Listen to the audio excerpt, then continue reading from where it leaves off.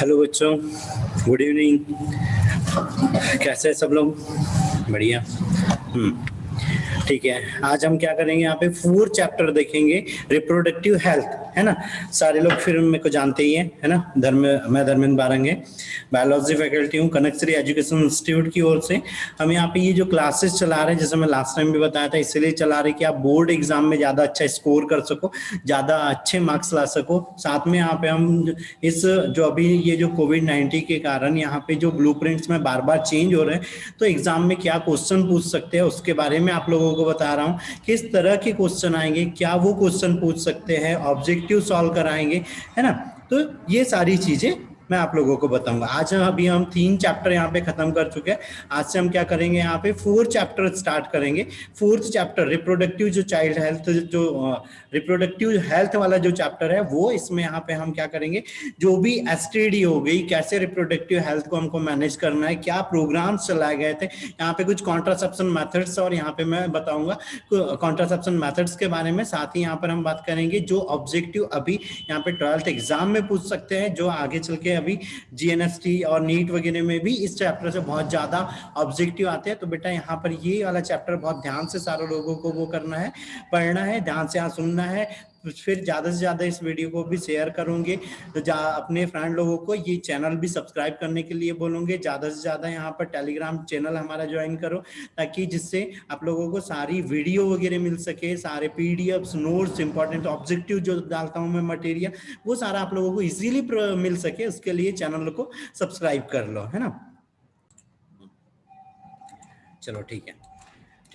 तो बेटा आज हम लोग यहाँ पे 4 चैप्टर देख रहे थे। 3 चैप्टर हमारे कंप्लीट हो चुके हैं, है ना। Reproduction in organism, reproduction in plant, reproduction in human, ये 3 हम चैप्टर यहाँ पे एंड कर चुके हुए। आज यहाँ पे 4 चैप्टर है रिप्रोडक्टिव हेल्थ, ठीक है। ये 4 चैप्टर है, इससे बहुत ज्यादा यहाँ पर ऑब्जेक्टिव रहता है। बहुत सारे बोर्ड एग्जाम में भी कम से कम यहाँ पे हमको 3 ऑब्जेक्टिव देखने को मिलेंगे इस वाले चैप्टर से। कुछ ऑब्जेक्टिव है जो एकदम फाइनल है कि भाई ये ही ऑब्जेक्टिव आना है, तो सारे लोगों को उस पर ही कॉन्सेंट्रेट करना है।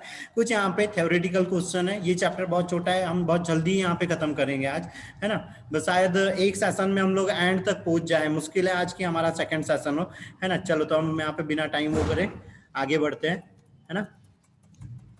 ठीक है, सबसे पहली चीज हो रही है यहाँ पे रिप्रोडक्टिव हेल्थ। सबसे पहले तो हम हेल्थ के बारे में बात कर लेते हैं कि भाई क्या होती है हेल्थ। तो हेल्थ क्या चीज हो रही थी कि कोई पर्सन है जब वो फिजिकली, मेंटली, स्पिरिचुअली, ये और यहाँ पे एक सेकेंड, फिजिकली, स्पिरिचुअली, मेंटली और सोशली जब वो वेल होता है या बहुत अच्छी स्टेट में होता है, तो उस कंडीशन को हम क्या बोलते हैं, हेल्थ बोलते हैं। या वो जो स्टेट होती है उसको हम हेल्थ बोलते हैं। ये डेफिनेशन किसने दी थी बेटा, ये WHO ने दी थी। और WHO का यहाँ पे फुल फॉर्म भी याद रखना है, वर्ल्ड हेल्थ ऑर्गेनाइजेशन, ठीक है, विश्व स्वास्थ्य संगठन, इसने दी थी। इसी के अकॉर्डिंग जब कोई पर्सन के अंदर में वो हर चीज में वेल होता है, मतलब वो फिजिकली वेल होता है, मेंटली वेल होता है, स्पिरिचुअली वेल होता है, तो वो पर्सन क्या कहलाता है, यहाँ पे हेल्दी पर्सन कहलाता है। और ये जो उसकी स्टेट थी वो क्या कहला रही थी, यहाँ पर हेल्थ कहला रही थी। सेम ऐसे ही यहाँ पे एक और चीज ऐड कर दो,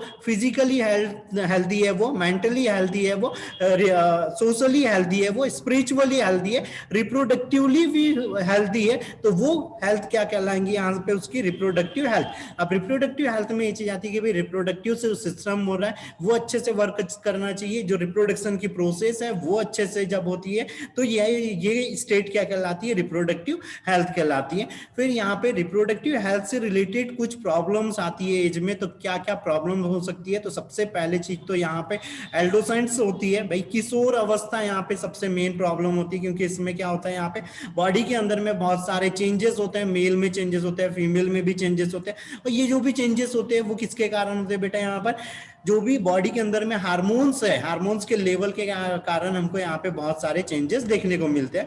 फिर यहाँ पर जो हमारी वर्ल्ड की, मतलब जो हमारी कंट्री की जो पॉपुलेशन हो रही है, उसमें क्या है, यहाँ पर जो सेक्सुअल एक्टिविटी है उसके लिए क्या रहते हैं, यहाँ पे बहुत ही ज्यादा उसमें क्यूरियोसिटी रहती है। उनको पता नहीं रहता है कि क्या चीजें हैं, कैसे बॉडी में चेंजेस हो रहे हैं, क्या चेंजेस नहीं होना चाहिए थे, क्या साइन सिम्टम नॉर्मल है, क्या एबनॉर्मल है। तो इससे रिलेटेड यहाँ पर बहुत सारी प्रॉब्लम्स होती है, जिसके कारण हमको यहाँ पे बहुत ज्यादा प्रॉब्लम्स देखने को मिलती है। तो इसमें एक चीज आ रही थी यहाँ पे, सेक्सुअली ट्रांसमिटेड डिसीज, यौन संचारी रोग जो सेक्सुअली ट्रांसमिटेड होते हैं। अब यहाँ पे सेक्सुअली ट्रांसमिटेड डिसीज का मतलब ये नहीं हो रहा कि भाई वो सेक्सुअली कांटेक्ट में ही आने से यहाँ पे ट्रांसमिटेड हो रहे थे। सेक्सुअली ट्रांसमिटेड डिसीज का मीनिंग ये हो रहा था कि भाई मेल फीमेल या अदर जो बॉडी है, जो हमारा ह्यूमन बॉडी है, उसके जब हम अटैचमेंट में आते हैं या कांटेक्ट में आते हैं तब जो डिसीज ट्रांसमिटेड होती है, या उसके कोई पार्ट या कोई फ्लूइड या कोई ऑर्गन या कोई मटेरियल, कोई टिश्यू सेल, ये जब अदर बॉडी के कांटेक्ट में आती है या इन्फेक्टेड बॉडी के कांटेक्ट में आती है तब ये डिसीज यहाँ पे ट्रांसमिटेड होती है।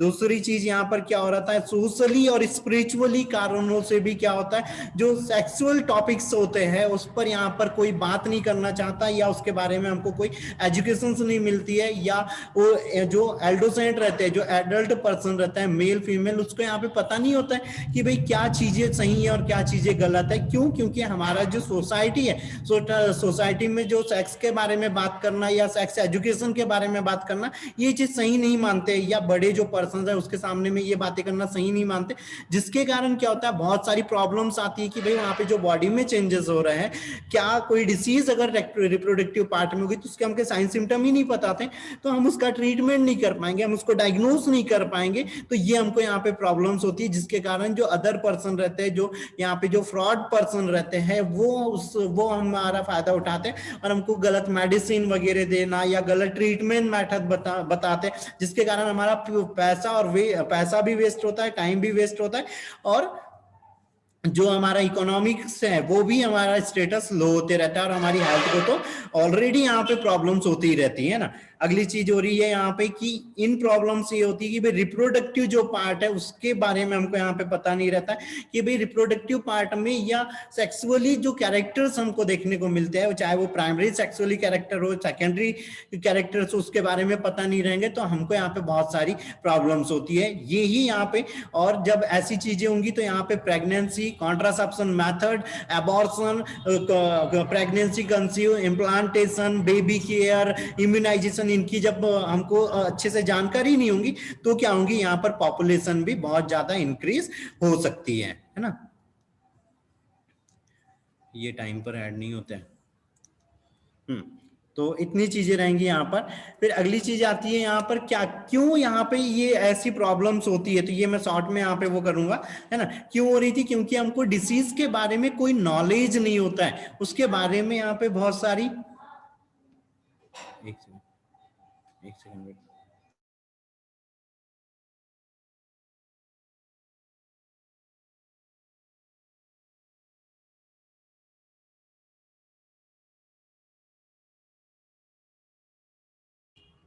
चलो ठीक है, ठीक है। तो हमको यहाँ पे कोई जानकारी नहीं होती उस डिसीज के बारे में। बर्थ कंट्रोल, कॉन्ट्रासेप्शन मेथड्स के बारे में हमको जानकारी नहीं होती है, कोई भी यहाँ पे हमको कॉन्ट्रासेप्शन मेथड के बारे में नहीं पता है, तो प्रेगनेंसी कंसीव होंगी, बेबी बढ़ते जाएंगे, ये चीज हो जाती है। यहाँ पे समाज में यहाँ पे जो हरासमेंट होता है वो हो सकता है, यहाँ पे सेक्सुअली यहाँ पे अटेम्प्ट वगैरह हो सकते हैं, जैसे रेप केस वगैरह यहाँ पर बहुत ज्यादा बढ़ जाते हैं जब ऐसी चीजें हमको पता नहीं होती है, उसके बारे में हमको नहीं पता है, हमारी बॉडी के बारे में नहीं पता है। तो यहाँ पर सुरक्षित जो यहाँ पे जो सेफ जो डिलीवरी है या लेबर हो रहे हैं उसके बारे में यहाँ पर हमको पता नहीं होता है, तो हम यहाँ पे सेफ डिलीवरियां नहीं हो पाती है। मेंस्ट्रुअल साइकिल के बारे में हमको पता नहीं होता है ना, जिसके कारण यहाँ पे यौन संचारी डिसीज या जो यहाँ पे एडल्ट एज में प्रॉब्लम्स हमको वो रिप्रोडक्टिवली प्रॉब्लम यहाँ पे बहुत सारी देखने को तो मिलती है कि भाई क्या कब मेंस्ट्रुअल साइकिल आ रहा है, कैसे उसमें हमको केयर करना है, कैसे पर्सनल हाइजीन मेंटेन करना है,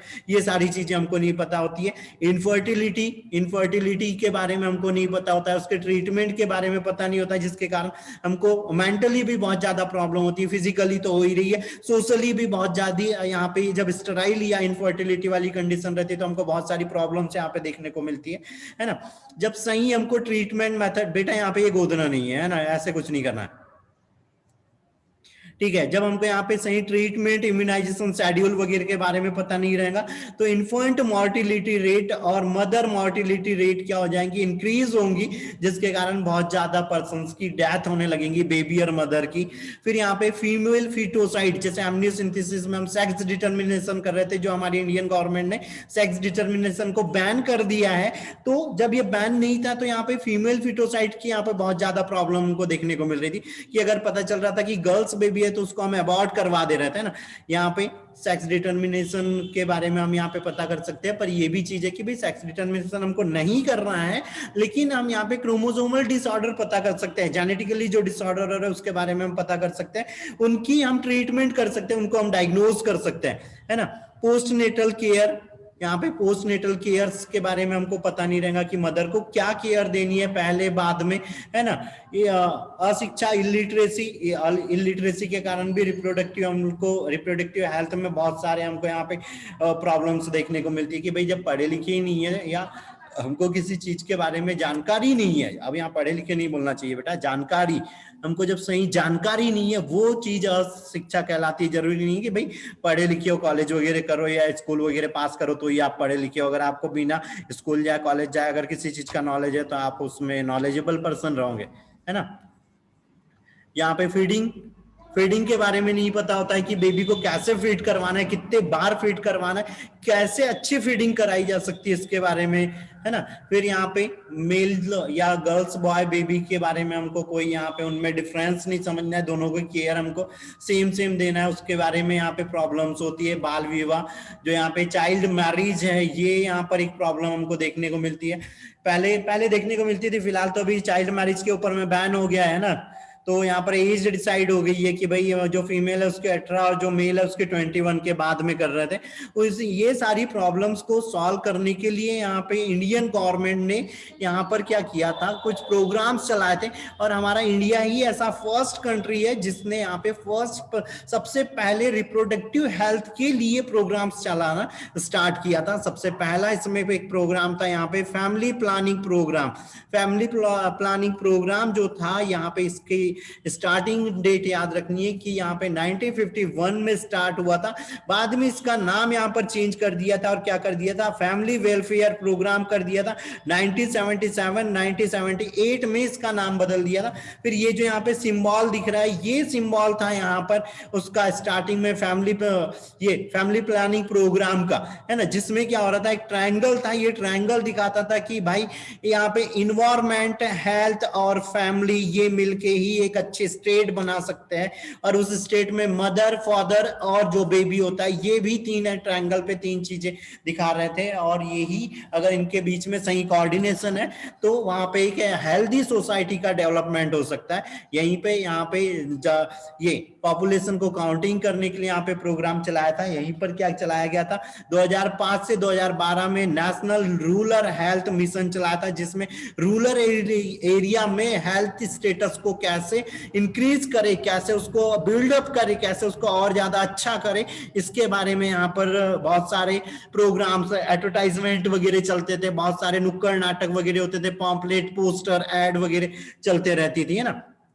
अर्बन फैमिली वेलफेयर स्कीम चलाई थी यहाँ पर। उसके बाद में रिप्रोडक्टिव चाइल्ड हेल्थ चलाया गया था, एक प्रोग्राम, इसी प्रोग्राम को याद रखना, ये रिप्रोडक्टिव चाइल्ड हेल्थ जो प्रोग्राम है इसी को क्या बोलते हैं, RCH बोलते हैं। RCH प्रोग्राम में क्या किया था, यहाँ पर जो मदर था, मदर की केयर के साथ साथ में बेबी की केयर पर भी ध्यान दिया था, मतलब बेबी की केयर के साथ साथ, सॉरी उल्टा हो गया, बेबी की केयर के साथ साथ में यहाँ पर मदर की भी केयर पर ध्यान दिया था, है ना,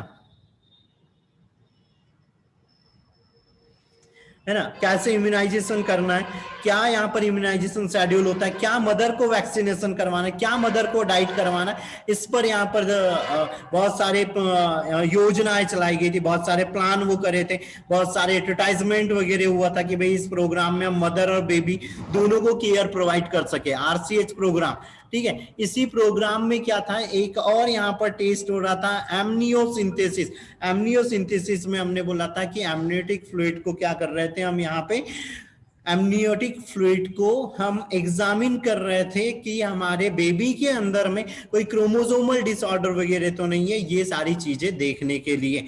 ठीक है, फिर यहाँ पे एमनियोसिंथेसिस मैं लास्ट चैप्टर में यहाँ पे बता चुका हूँ कि एमनियोसिंथेसिस क्या हो रहा था। एक बार यहाँ पे शॉर्टकट सिर्फ जो उसका मेन पॉइंट है ये बताऊंगा जो ऑब्जेक्टिव में आने वाला है। यहाँ पर एमनियोसिंथेसिस कब करते हैं, तो प्रेगनेंसी की 16 to 18 वीक में यहाँ पे एमनियोसिंथेसिस करते हैं। इसमें अल्ट्रासाउंड स्क्रीनिंग के द्वारा एमनियोटिक कैविटी से एमनियोटिक फ्लूइड निकालते हैं, जिसमें उस फ्लूइड का अमाउंट रहता है 20 से 30 मिलीलीटर, और उसका एग्जामिनेशन करके हम पता लगाते हैं कि बेबी के अंदर में क्या प्रॉब्लम्स है या कौन से जेनेटिक डिसऑर्डर है, क्या वो उसका बर्थ मदर और बेबी के लाइफ के लिए सही रहेगा या नहीं रहेगा, ये चीज हम यहाँ पर पता लगाते हैं। तो इसमें क्या करते हैं, अल्ट्रासाउंड के द्वारा हम यहाँ पे ये एम्ब्रियो देखते रहते हैं, उसमें नीडल इंसर्ट करते हैं, फ्लूइड को लेते हैं और उसका एग्जामिनेशन करते हैं। ठीक है,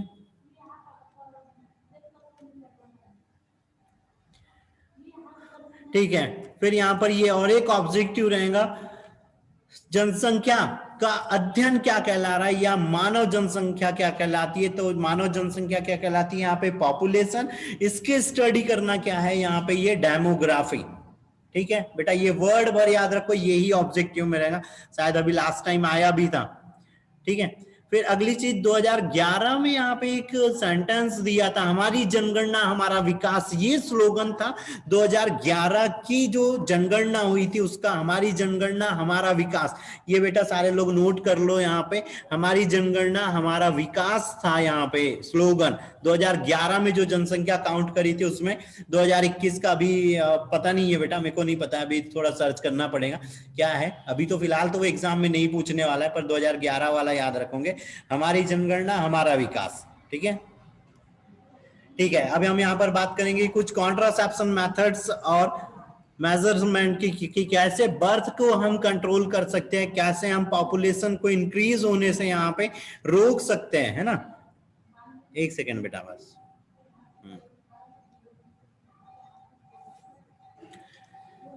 ठीक है, तो बर्थ कंट्रोल कॉन्ट्रासेप्शन मेथड की भाई क्या कॉन्ट्रासेप्शन मेथड क्या होती है भाई, कि वो मेथड जिससे में हम अगर सेक्सुअली कांटेक्ट में आ भी रहे तो प्रेगनेंसी कंसीव ना हो और प्रेगनेंसी डेवलप ना हो, उसके लिए जो मेथड यूज करते वो यहाँ पर क्या कहलाती है, बर्थ कंट्रोल मेजर कहलाती है या कॉन्ट्रासेप्शन मेथड्स कहलाती है। अब एक अच्छा कॉन्ट्रासेप्शन जो है, एक अच्छा कॉन्ट्रासेप्शन मेडिसिन हो या एक मेथड हो, उसके क्या कैरेक्टर्स होना चाहिए, ये इंपॉर्टेंट क्वेश्चन रहेगा। 4 नंबर में आएगा इस चैप्टर से ये, है ना, या तो फिर 3 में आएगा, अगर 3 या 4 में कहीं पे ये रहेगा, है ना। 5 कैरेक्टर्स लिखने रहेंगे।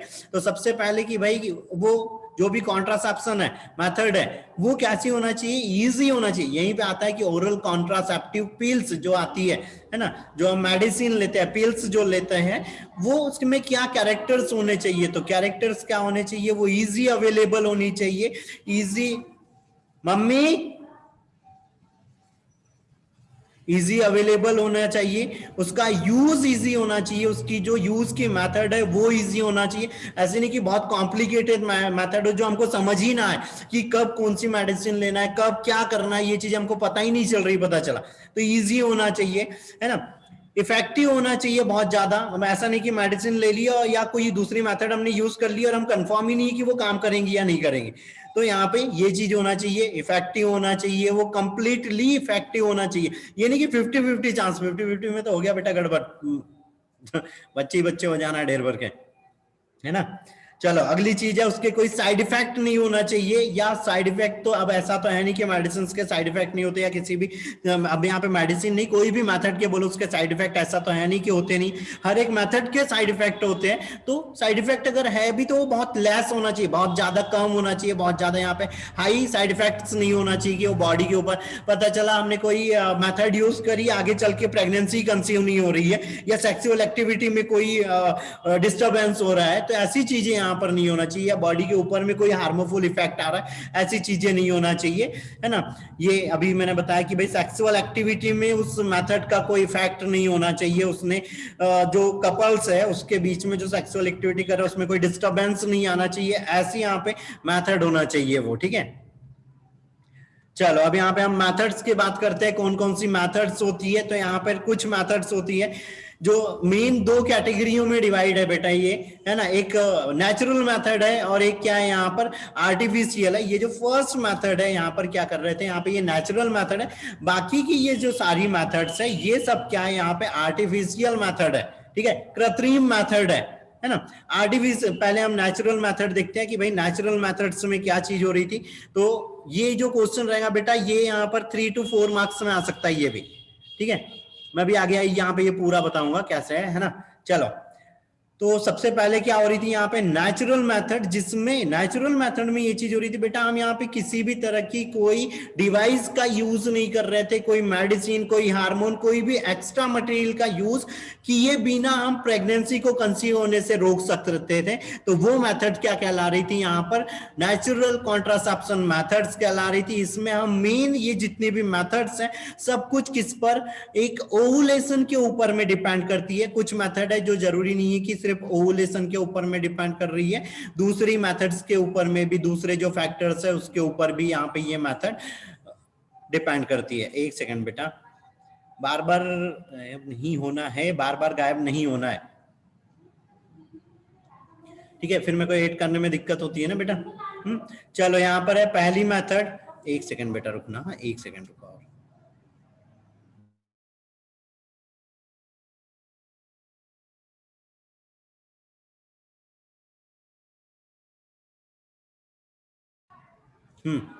पहली मेथड,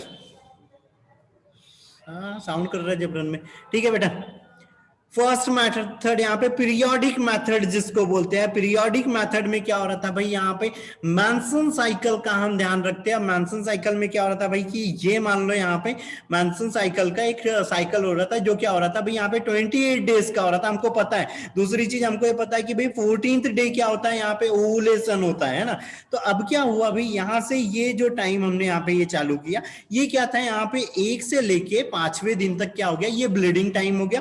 फिर क्या हो रहा था भाई यहाँ पे, यहाँ ये 14th डे क्या हो रहा था, ओवुलेशन हो रहा था। अब ये जो डेंजर पीरियड हो रहा था भाई, ये वाला पीरियड हो रहा था यहाँ पे कि अब यहाँ पे गिनती थोड़ी सी वो रहेंगी, रुको एक सेकेंड बेटा। 5 हो गया, 6 हो गया, 7 8 9 हो गया, यहाँ पे 10 हो गया, 11 हो गया, 12 हो गया, 13 हो गया, 14 हो गया, फिर यहाँ पे 15 16 17 ये 18वां दिन। अभी बहुत पास में होगा, एक सेकंड रुक जा, हम इसको फिर से वो करता हूँ, रुको।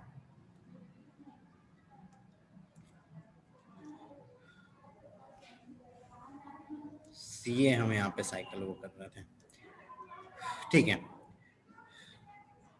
तो अब क्या चीज हुई भाई, यहाँ पर हमारे पास डे, तो हमारे पास यहाँ पे फर्स्ट से लेके 5th डे तक क्या हो रहा था भाई, यहाँ पे 5th डे तक फर्स्ट से ब्लीडिंग टाइम हो रहा था। तो इस टाइम में सेक्सुअल एक्टिविटी तो नहीं होती है। अगली चीज हो रही है यहाँ पे 14th डे ओवुलेशन हो रहा था। तो डेंजर जो डे है 13 12 11 और 10, इधर में 15 16 17 और 18th डे जो हो रहे हैं, ये यहाँ पर डेंजर डे रहते हैं, या इसको क्या बोलते हैं, फर्टाइल टाइम बोलते हैं। फर्टाइल टाइम क्यों बोलते हैं इसको, क्योंकि भाई यहाँ पर इस टाइम में एग प्रेजेंट रहता है। अगर ये एग रहेगा और इस टाइम में अगर वो क्वाइटस कर रहे हैं तो क्या होगा भाई, यहाँ पे स्पर्म आ जाएगा और फर्टिलाइज होके यहाँ पे प्रेगनेंसी कंसीव हो जाएंगी, है ना। हमने एग की लाइफ बोली थी कि एग की लाइफ क्या होती है, 2 डे होती है, और स्पर्म की जो लाइफ होती है वो फैलोपियन ट्यूब में 3 डे होती है। तो अब यहाँ पे 14th डे भाई एक ओवुलेशन हो गया। तो यहाँ पर अगर मान लो वो 12th डे अगर यहाँ पे क्वाइटस कर रहा है तो 3 दिन यहाँ पे रह सकता है। तो ये 15th डे तक यहाँ पर चले जा रहा है स्पर्म, तो भी यहाँ पे प्रेगनेंसी कंसीव हो सकती है। अगर यहाँ 14th डे ओवुलेशन हुआ है और वो 15 to 16 डे में यहाँ पे क्वाइटस कर रहा है तो भी यहाँ पे फर्टिलाइजेशन होने के चांसेस रहेंगे। तो यहाँ पे हम क्या करते हैं, 10 से लेके 18th डे तक का जो टाइम रहता है, इस टाइम में जो कपल्स रहते हैं वो क्वाइटस नहीं करेंगे, जिसके कारण प्रेगनेंसी कंसीव नहीं होंगी। फिर ये जो बाकी टाइम है यहाँ पे 18 से लेके 9th डे तक का जो टाइम रहता है, ये इनफर्टाइल टाइम रहता है। इस टाइम में प्रेगनेंसी कंसीव नहीं हो सकती, क्योंकि भाई एग ही प्रेजेंट नहीं है, तो प्रेगनेंसी कंसीव कहां से होंगी, ठीक है। अगली चीज है यहाँ पर सेकेंड मेथड है यहाँ पे बायस्कलन या इसी को क्या बोलते हैं, क्वाइटस इंटरप्रेट्स बोलते हैं। इसमें क्या होता है, जब मेल फीमेल या जो कपल्स रहते हैं वो जब यहाँ पे क्वाइटस कर रहे थे तो उस टाइम में जो सीमन है वो क्या हो जाता है, बॉडी से बाहर हो जाता है, वो फीमेल रिप्रोडक्टिव ऑर्गन में नहीं निकलने देते। इसी को क्या बोल, या इंसीमिनेशन को रोक देता है। इंसीमिनेशन में मैंने बताया था, इंसीमिनेशन क्या हो रहा था, जब स्पर्म फीमेल बॉडी के अंदर में जाते हैं या फीमेल रिप्रोडक्टिव पार्ट में जाते हैं तो वो प्रोसेस क्या कहलाती है, यहाँ पे इंसीमिनेशन कहलाते हैं। तो वो इंसीमिनेशन को अवॉइड कर देते हैं जिसके कारण प्रेगनेंसी कंसीव नहीं होती। और ये सबसे बेस्ट ही मेथड नहीं है, इसमें अगर पता नहीं चल रहा है कि कब इंसीमिनेशन हो रहा है तो भी प्रेगनेंसी कंसीव हो जाएंगी। ठीक है, अगली चीज आती है यहाँ पे lactation method, lactation amenorrhoea. Lactation amenorrhoea में है कि भाई हमने बताया था कि जब प्रोजेस्टेरॉन सिक्रीट होते रहता है तो एंडोमेट्रियम टूटती नहीं है, तो प्रोजेस्टेरॉन का जो लेवल है वो कैसा रहेगा, जब तक बॉडी में इंक्रीज रहेगा तब तक एंडोमेट्रियम टूटेंगे नहीं, मेंस्ट्रुअल साइकिल नहीं आएंगे तो ओवुलेशन नहीं होगा, है ना। अब ओवुलेशन क्यों नहीं होगा भाई, क्योंकि भाई लैक्टेशन, मदर क्या कर रही है, बेबी को फीडिंग करा रही है, प्रोलैक्टिन उसकी बॉडी में सिक्रीट हो रहा है, मिल्क फॉर्मेशन हो रहा है उसकी बॉडी में, तो प्रोजेस्टेरॉन का लेवल हमेशा क्या रहना है, हाई रहना है। अब हाई रहेगा तो एंडोमेट्रियम टूटेंगी नहीं, जिसके कारण मेंस्ट्रुएशन साइकिल स्टार्ट नहीं होंगी और प्रेगनेंसी कंसीव नहीं होंगी। तो ये यहां पर क्या हो रही थी, नेचुरल मेथड्स हो रही थी। ठीक है, अगली चीज क्या हो रही थी यहाँ पे, बैरियर मेथड या आर्टिफिशियल मेथड्स आ रही थी। आर्टिफिशियल मेथड्स में ये रहता है कि हम यहाँ पे स्पर्म और ओवम के बीच में फर्टिलाइजेशन में बैरियर वो कर देते हैं। इसके लिए हम अलग अलग डिवाइसेस यूज कर सकते हैं, हम यहाँ पे कोई हार्मोन यूज कर सकते हैं, कोई मेडिसिन यूज कर सकते हैं, जेल, क्रीम, कोई हम केमिकल्स वगैरह यहाँ पे इसका यूज कर सकते हैं। तो इस बैरियर मेथड में यहाँ पे अदर चीजें होती है ना। फिर यहाँ पे बैरियर मेथड में सबसे पहले क्या हो रहा था, यहाँ पे कंडोम हो रहा था। ये क्या हो रहा था, दो टाइप के रहते हैं, एक मेल रहता है, एक फीमेल रहता है। फीमेल कंडोम का टाइप यहाँ पे याद रखना है कैसे रहता है, ये एक ट्यूब जैसा स्ट्रक्चर रहता है, इसमें दो यहाँ पर रिंग रहती है, एक रिंग बड़ी होती है और एक रिंग क्या होती है, छोटी होती है। जो छोटी वाली रिंग होती है ये वो कहाँ पर जाती है, यूट्रस वाला जो पार्ट रहता है, ये गलत बन गया, ये यूट्रस वाला जो पार्ट हो रहा था उसमें यहाँ पर अपर साइड में रहेंगी, और जो बड़ी वाली रिंग रहती है वो क्या रहती है, नीचे रहती है। तो जो स्पर्म रहते हैं वो यहीं पर अटक जाते हैं, जिसके कारण में यहाँ पे प्रेगनेंसी कंसीव नहीं हो पाती है। ठीक है, मेल कंडोम ये कहां पर मेल यूज करते हैं, है ना, और इसी में यहाँ पर स्पर्म स्टोर हो जाते हैं, जिसके कारण प्रेगनेंसी कंसीव नहीं होती है ना। फिर यहाँ पे यूज दिए हुए कंडोम के, तो ये क्या हो रहा था, यहाँ पे इफेक्टिव मेथड हो रही थी, क्योंकि इसमें कोई चांसेस ही नहीं हो रहे थे कि स्पर्म या जो एग और ओवा है वो फर्टिलाइज हो पाए। इजीली यहाँ पे ये अवेलेबल होते हैं। यूज की मेथड यहाँ पर इजी है, इसमें जो सेक्सुअली ट्रांसमिटेड डिसीज है उससे भी प्रोटेक्शन हो रही। अब यहाँ पे ये जो कंडोम हो रहा है इसके दो यूज हो जा रहा है, कि एक तो प्रेगनेंसी कंसीव नहीं हो रही, दूसरी चीज तो ये है कि भाई सेक्सुअली ट्रांसमिटेड डिसीज, जितनी भी डिसीज वो सब भी यहाँ पर नहीं होंगे, उससे भी प्रोटेक्शन मिल जाएगी हमको। फिर अगली चीज आ रही थी यहाँ पे डायफ्राम या सर्वाइकल कैप हो रही थी। तो डायफ्राम या सर्वाइकल कैप ये क्या है, यहाँ पर ये डायफ्राम है, ये कैसा रहता है, थोड़ा बड़ा रहता है, इसमें जो एरिया रहता है बड़ा रहता है। इसको क्या करते हैं, यहाँ पे जैसे ये यूट्रस हो रहा था तो ये ऐसे सर्विक्स में फिट कर दिया, जिसके कारण स्पर्म आगे साइड में नहीं बढ़ पाएंगे।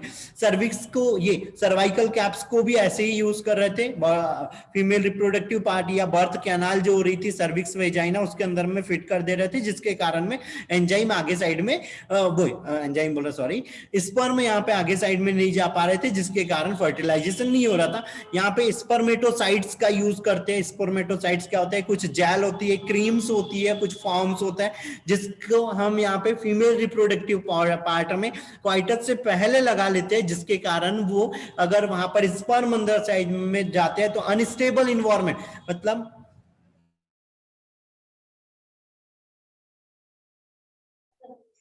हेलो बच्चों, लाइट चली गई बेटा, आवाज आ रही है मेरी? यस